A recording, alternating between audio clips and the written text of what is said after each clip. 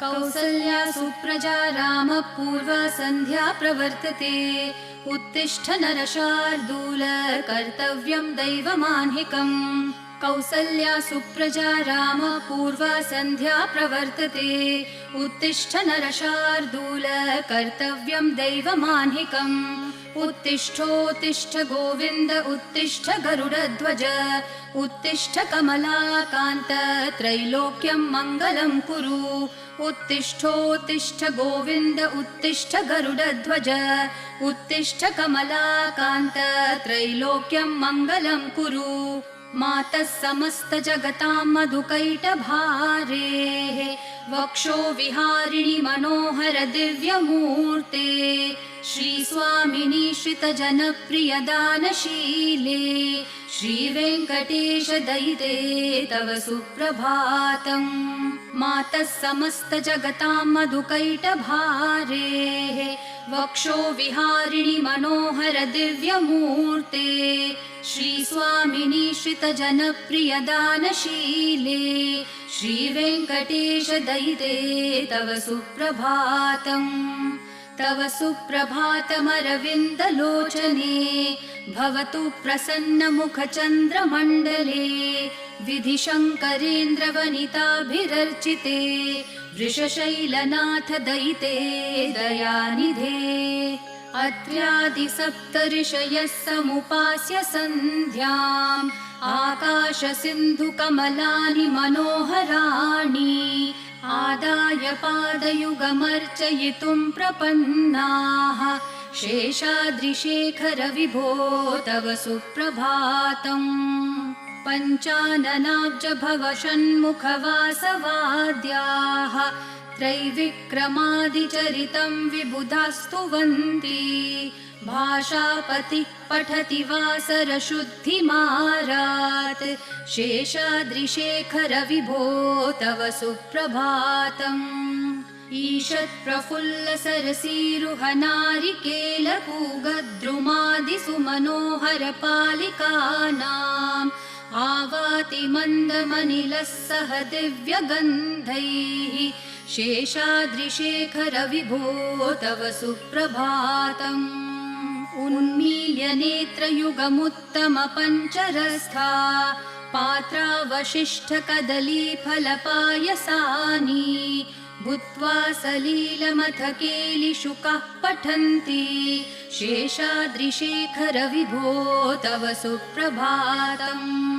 तन्त्री प्रकर्ष मधुरस्वनया विपञ्च्या गायत्यनन्तचरितं तव नारदोऽपि भाषा समग्रमसकृत्करचाररम्यं शेषाद्रिशेखर विभो तव सुप्रभातम्। भृङ्गावली च मकरन्दरसानुविद्धझनकारगीतनिनदैः सह सेवनाय निर्यात्युपान्तसरसी कमलोदरेभ्यः शेषाद्रिशेखर विभो तव सुप्रभातम्। योषागणेन वरदग्निविमथ्यमाने घोषालयेषु दधिमन्थन तीव्रघोषाः रोषात् कलिं वदधते ककुभश्च कुम्भाः शेषाद्रिशेखर विभो तव सुप्रभातम्। पद्मेशमित्रशतपत्रगतालिवर्गाः हर्तुं श्रियं कुवलयस्य निजाङ्गलक्ष्म्या भेरीनिनादमिव बिभ्रति तीव्रनादम् शेषाद्रिशेखर विभो तव सुप्रभातम्। श्रीमन्नभीष्टवरदाखिललोकबन्धो श्री श्रीनिवास जगदैकदयैकसिन्धो श्रीदेवतागृहभुजान्तर दिव्यमूर्ते श्रीवेङ्कटाचलपते तव सुप्रभातम्। श्रीमन्नभीष्टवरदाखिललोकबन्धो श्री श्रीनिवास जगदेकदयैकसिन्धो श्रीदेवतागृहभुजान्तर दिव्यमूर्ते श्रीवेङ्कटाचलपते तव सुप्रभातम्। श्रीस्वामी पुष्करिणिकाप्लवनिर्मलाङ्गाः श्रेयोर्थिनो हरविरिञ्च सनन्दनाद्याः द्वारे वसन्ति वरवेत्रहतोत्तमाङ्गाः श्रीवेङ्कटाचलपते तव सुप्रभातम्। श्रीशेषशैलगरुडाचलवेङ्कटाद्रिनारायणाद्रिवृषभाद्रिवृषाद्रिमुख्याम् आख्यां त्वदीयवसतेरनिशं वदन्ति श्रीवेङ्कटाचलपते तव सुप्रभातम्। सेवापराः शिवसुरेश कृशानुधर्मरक्षोऽम्बुनाथ पवमानधनाधिनाथाः बद्धाञ्जलि प्रविलसन्निजशीर्षदेशाः श्रीवेङ्कटाचलपते तव सुप्रभातम्। घाटेषु ते विहगराज मृगाधिराज नागाधिराज गजराज हयाधिराजाः स्वस्वाधिकारमहिमाधिकमर्थयन्ते श्रीवेङ्कटाचलपते तव सुप्रभातम्।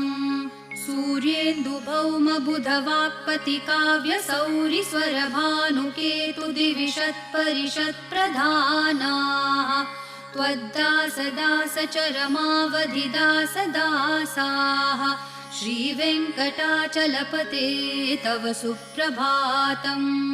त्वत्पादधूलिभरितस्फुरितोत्तमाङ्गाः स्वर्गापवर्गनिरपेक्षनिजान्तरङ्गाः कल्पागमाकलनयाकुलतां लभन्ते श्रीवेङ्कटाचलपते तव सुप्रभातम्। त्वद्गोपुराग्रशिखराणि निरीक्षमाणाः स्वर्गापवर्गपदवीं परमाश्रयन्तः मर्त्या मनुष्यभुवने मतिमाश्रयन्ते श्रीवेङ्कटाचलपते तव सुप्रभातम्।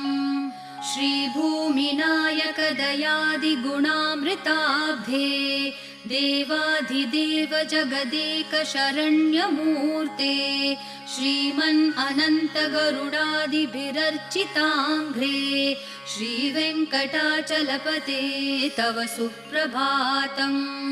श्रीपद्मनाभपुरुषोत्तम वासुदेव वैकुण्ठमाधव जनार्दन चक्रपाणे श्रीवत्सचिह्न शरणागत पारिजात श्रीवेङ्कटाचलपते तव सुप्रभातम्।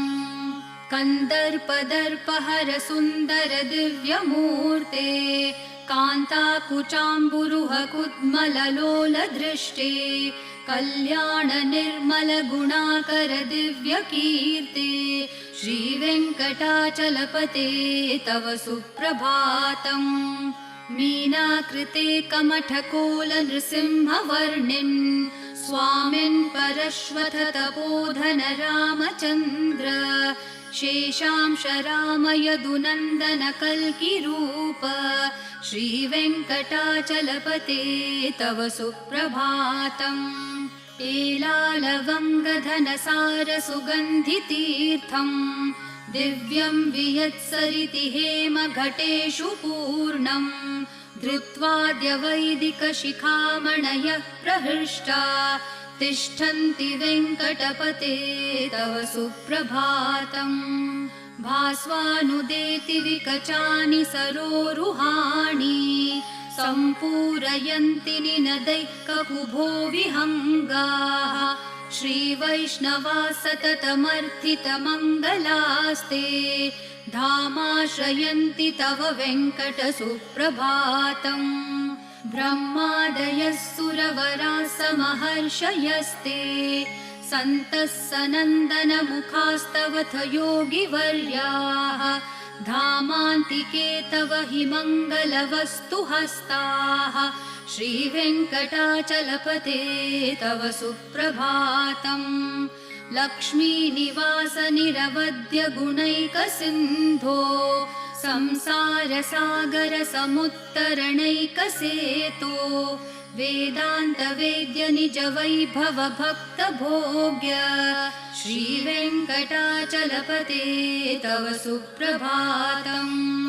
लक्ष्मीनिवास निरवध्य गुणैकसिन्धो संसारसागर समुत्तरणैकसेतो वेदान्तवेद्य निजवैभव भक्तभोग्य श्रीवेङ्कटाचलपते तव सुप्रभातम्। इत्थं वृषाचलपतेरिह सुप्रभातम्।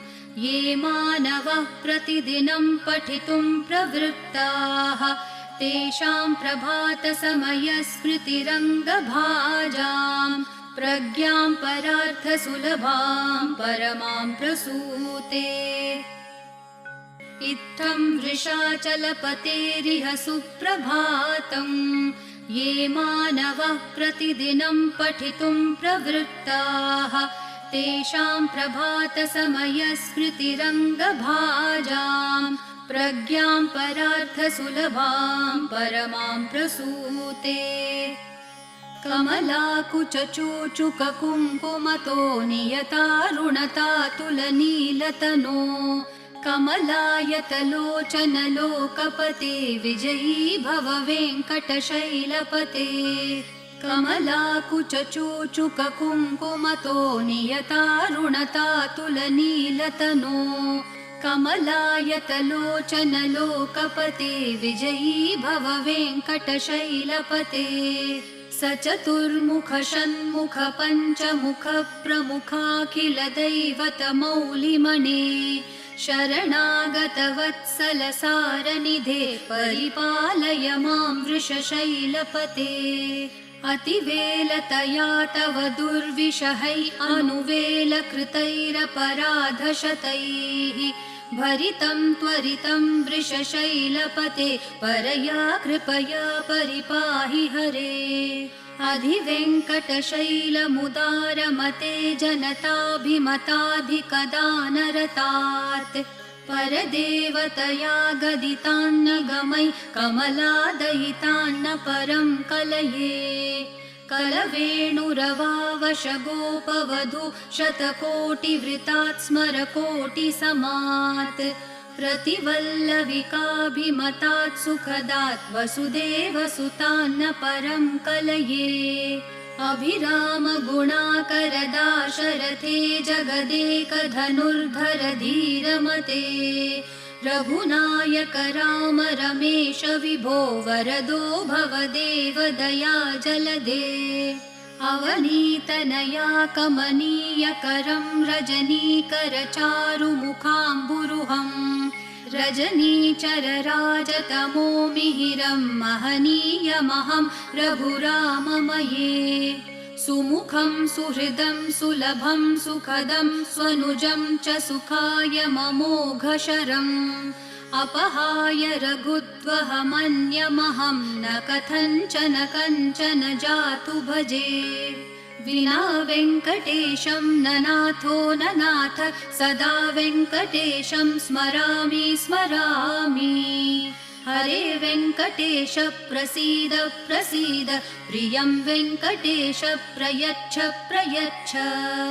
विना वेङ्कटेशं न नाथो न नाथ सदा वेङ्कटेशं स्मरामि स्मरामि। हरे वेङ्कटेश प्रसीद प्रसीद प्रियं वेङ्कटेश प्रयच्छ प्रयच्छ। अहं दूरतस्ते पदाम्भोजयुग्म प्रणामेच्छयागत्य सेवां करोमि। सकृत्सेवया नित्यसेवाफलं त्वं प्रयच्छ प्रयच्छ प्रभो वेङ्कटेश।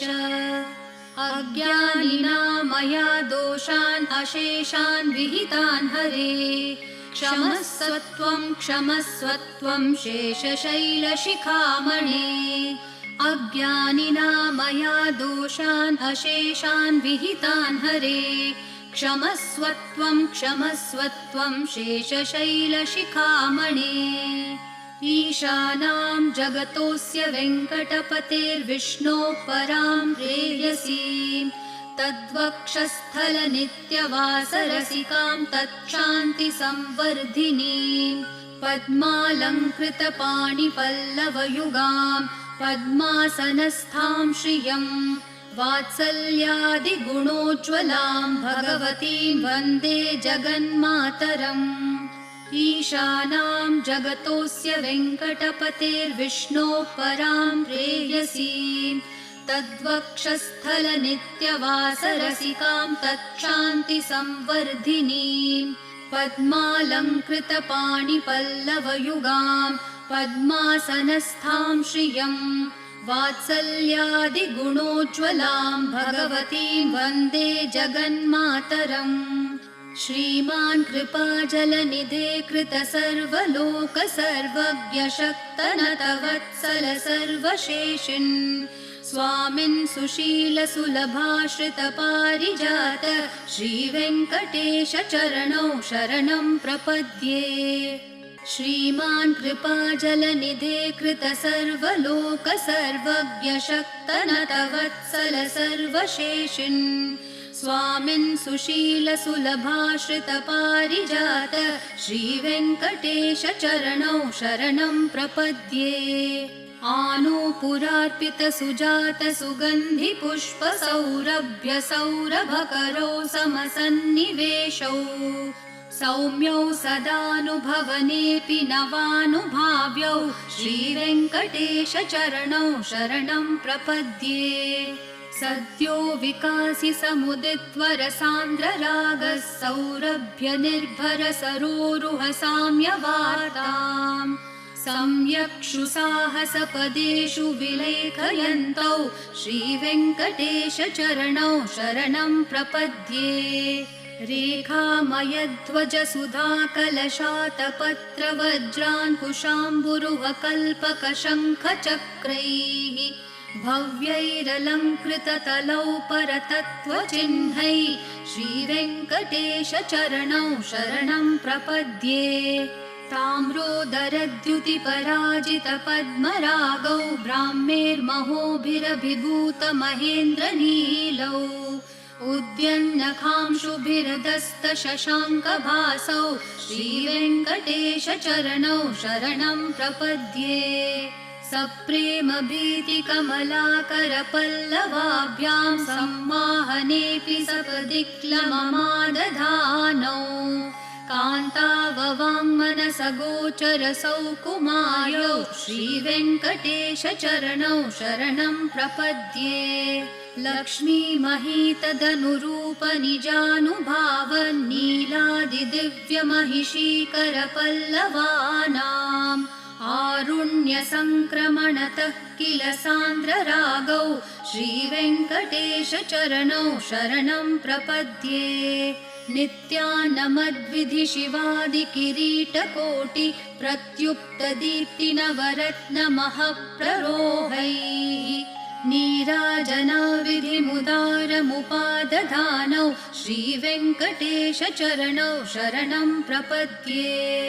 विष्णोपदे परम इत्युदितः प्रशंसो यौ मध्य उत्स इति भोग्यतयाप्युपातौ भूयस्ततेति तव पाणितलप्रदिष्टौ श्रीवेङ्कटेशचरणौ शरणं प्रपद्ये। पार्थाय तत्सदृशसारथिना त्वयैव यौ दर्शितौ स्वचरणौ शरणं व्रजेति भूयोऽपि मह्यमिह तौ करदर्शितौ ते श्रीवेङ्कटेशचरणौ शरणं प्रपद्ये। मन्मूर्धिकालियफने विकटाटवीषु श्रीवेङ्कटाद्रिशिखरे शिरसि श्रुतीनां चित्तेऽप्यनन्यमनसां सममाहितौ ते श्रीवेङ्कटेशचरणौ शरणं प्रपद्ये। आम्लानहृष्यदवनीतलकीर्णपुष्पौ श्रीवेङ्कटाद्रिशिखराभरणायमानौ आनन्दिताखिलमनोनयनौ तवेतौ श्रीवेङ्कटेशचरणौ शरणं प्रपद्ये। प्रायप्रपन्नजनता प्रथमावगाह्यो मा मातुस्तना विविशिशोरमृतायमानौ प्राप्तौ परस्परतुलामतुलान्तरौ ते श्रीवेङ्कटेशचरणौ शरणं प्रपद्ये सत्त्वोत्तरैः सततसेव्यपदाम्बुजेन संसारतारकदशार्द्रदृगञ्चलेन सौम्योपयन्तृमुनिना मम दर्शितौ ते श्रीवेङ्कटेशचरणौ शरणं प्रपद्ये सत्त्वोत्तरैः सततसेव्यपदाम्बुजेन संसारतारकदशार्द्रदृगञ्चलेन सौम्योपयन्तृमुनिना मम दर्शितौ ते श्रीवेङ्कटेशचरणौ शरणं प्रपद्ये श्रीशश्रिया घटिकया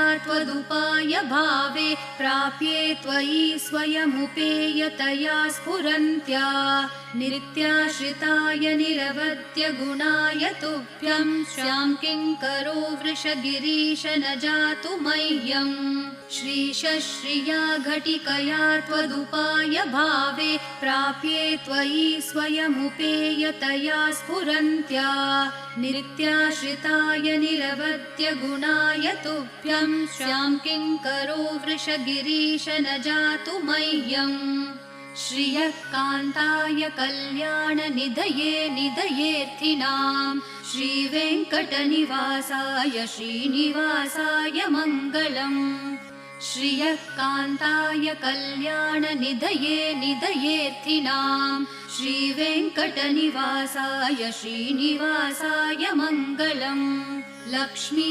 सविभ्रमालोकसुप्रविभ्रमचक्षुषे चक्षुषे सर्वलोकानां वेङ्कटेशाय मङ्गलम् श्रीवेङ्कटाद्रिशृङ्गाग्रमङ्गलाभरणाङ्ग्रये मङ्गलानां निवासाय श्रीनिवासाय मङ्गलम् सर्वावयवसौन्दर्यसम्पदा सर्वचेतसां सदा सम्मोहनायास्तु वेङ्कटेशाय मङ्गलम् नित्याय निरवध्याय सत्यानन्दचिदात्मने सर्वान्तरात्मने श्रीमद्वेङ्कटेशाय मङ्गलम् स्वतः सर्वविदे सर्वशक्तये सर्वशेषिणे सुलभाय सुशीलाय वेङ्कटेशाय मङ्गलम् परस्मै ब्रह्मणे